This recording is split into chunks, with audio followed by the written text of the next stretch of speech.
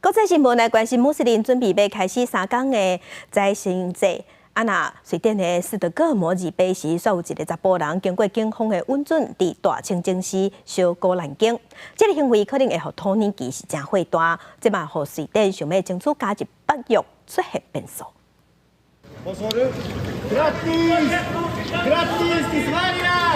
伫警方严密监视甲几啊十个共款是抗战所用阿拉伯话画写之下，几啊年前为伊拉克到甲瑞典的37岁莫名卡几啊摆到古兰经，用古兰经夹入培根，掠几啊夜高点火烧。伊强调这是为表达对古兰经的看法，强调言论自由的重要性，这是民主。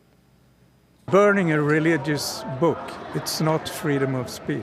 It's a provocation.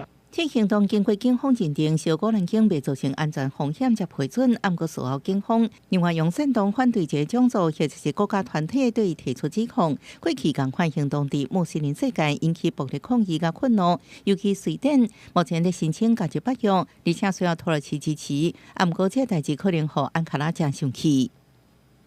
Burning religious texts is disrespectful and hurtful. What might be legal is certainly not necessarily appropriate. We continue to encourage Hungary and Turkey to ratify the accession protocol of Sweden without delay. 莫米卡进前就申请过烧古兰经，不过无得到允准。迄时阵理由是因为今年1月一个伫土耳其大使馆外口烧古兰经的事件引起几啊礼拜示威，呼吁抵制瑞典产品。